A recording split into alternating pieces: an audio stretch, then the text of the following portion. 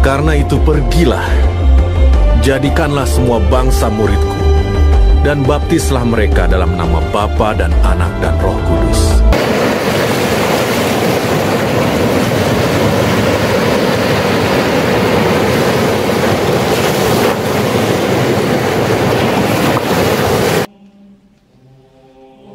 Tapian Nauli, sebutan untuk pesisir pantai barat Pulau Sumatera dengan garis pantai mencapai 200 km yang saat ini kita kenal dengan sebutan Tapanuli Tengah, merupakan pintu masuk utama perdagangan antar bangsa sejak ribuan tahun yang lalu.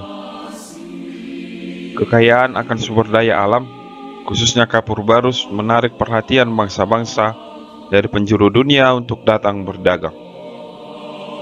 Para pedagang yang datang dari seluruh penjuru dunia serta-merta membawa peradaban, budaya, dan agama. Sejarah mencatat, para pedagang dari Timur Tengah telah datang dan menyebarkan agama Islam pada abad ke-7 Masehi. Hal ini terbukti dengan adanya makam para pemuka agama Islam di Barus. Bahkan ada hal yang sangat menarik dari beberapa sumber seperti yang dikutip oleh seorang teolog, ahli sejarah gereja, Pendeta Profesor Dr. Jan Aritonang, menyebutkan Kristen lebih dahulu masuk pada abad ke-6 Masehi, tepatnya pada tahun 645 Masehi. Agama Kristen Nestorian dari Persia, Irak, tiba di Barus yang saat itu dikenal dengan sebutan Pansur. Klaim ini dikuatkan dengan adanya tulisan Abu Salih Armaini dalam tulisannya pada abad ke-12 dan Saidah Al-Batri dalam kitab Nasal dan Gnilot Cloud, penulis buku Barus 1000 tahun yang lalu. Namun, Kristen Nestorian tidak pernah berakar dan bertumbuh di Barus. Barus Emporium, pusat perdagangan dunia di masa lampau, memiliki kisah sejarah panjang sebagai pintu gerbang tertua dalam sejarah Nusantara, juga sebagai pintu masuk penginjilan di tanah Batak. Hingga kedatangan kapal dagang VOC pada tanggal 12 Desember 1602 ke Tapian Nauli yang dimotori oleh Belanda, yang pada akhirnya memonopoli perdagangan dengan cara mengusir pedagang Cina, Gujarat, Timur Tengah, Inggris, serta Portugis, dan melakukan kolonialisasi Nusantara.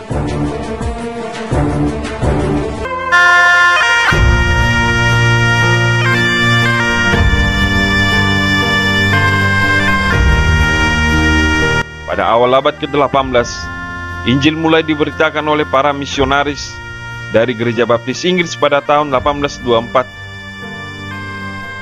sending Boston Amerika pada tahun 1834, dan sending Ermelo pada tahun 1847 dengan mengutus Gerrit van Assel. Namun usaha penginjilan tersebut sangat sulit dikarenakan Belanda tidak ingin kolonialisasinya menguasai tanah Batak menjadi terganggu.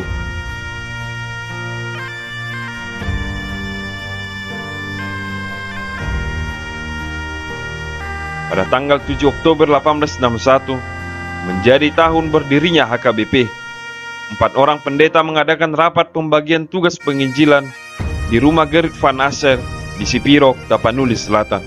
Pendeta Karl Wilhelm Hein bertugas di Selindung.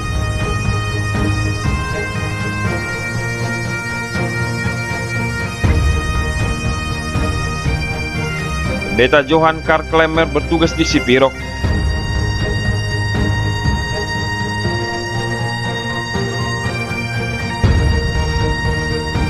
Pendeta Friedrich Wilhelm Betz bertugas di Bunga Bondar.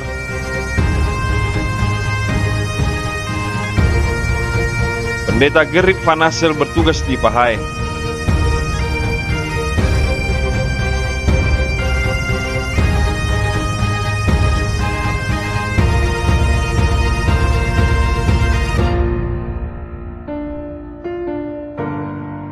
Satu tahun kemudian, setelah HKBP berdiri tepatnya pada tanggal 25 Juni 1862, Pendeta Ingwer Ludwig Nommensen tiba di Labuan Tua, Barus.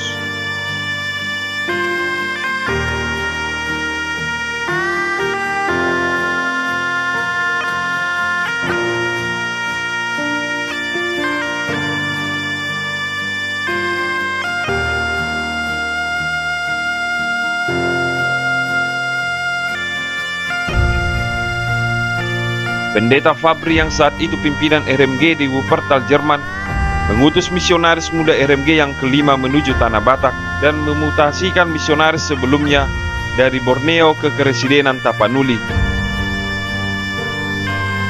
Pendeta Nommensen merupakan misionaris kelima yang diutus ke Tanah Batak.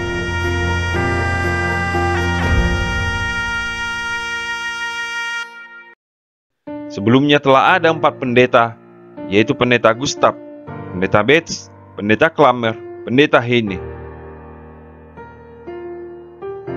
Nommensen berlayar dengan kapal Pertinax pada tanggal 24 Desember 1861 menuju Pulau Sumatera melalui benua Afrika, Samudra Hindia selama 142 hari dan tiba di Padang 1862.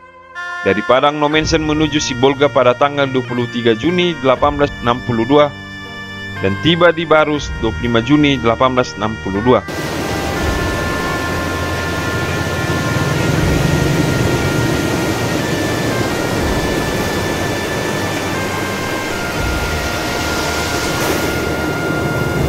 Dari Lobuan Tua, Nommensen bersama Jamalayu dan Punrau yang merupakan pribumi asal Kalimantan melanjutkan misi perjalanan menuju Huta Sijukang. Tidak lama di Sijukang, Nommensen melanjutkan perjalanannya dan tiba di Tukarambe dan menetap beberapa bulan.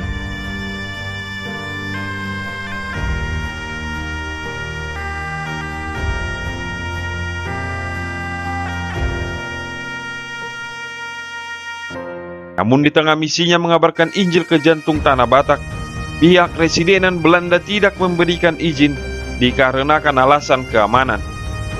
Akhirnya Nommensen kembali ke Sibolga untuk menuju Sipirok, bergabung dengan pusat pengabaran Injil bersama Pendeta Klemmer.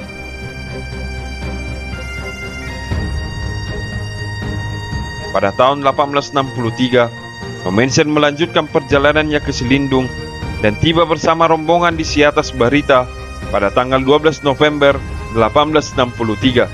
Dan dibukalah babak baru perkembangan penginjilan kekristenan di Tanah Batak.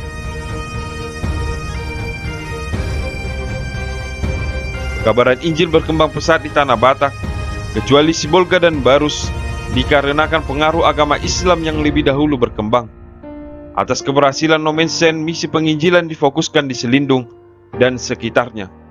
RMG mengutus lebih banyak lagi misionaris dari Eropa dan mengajak bergabung misionaris dari daerah Zending lainnya.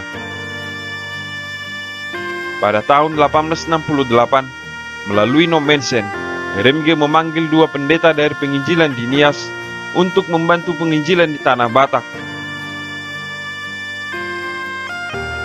Pendeta Mori ke Selindung dan Pendeta Koding menginjili di Sibolga.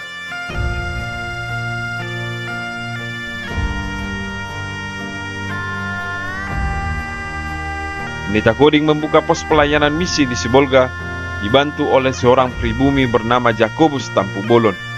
Pada tanggal 22 Mei 1870, Pendeta Koding melakukan baptisan yang pertama dan menjadi tonggak sejarah berdirinya HKBP Sibolga Julu.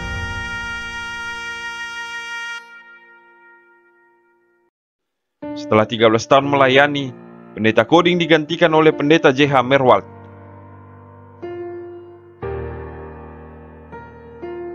Yang kemudian digantikan oleh Pendeta Johannes Krey yang melayani selama 43 tahun dan pada saat pelayanannya banyak berdiri jemaat di Sibolga.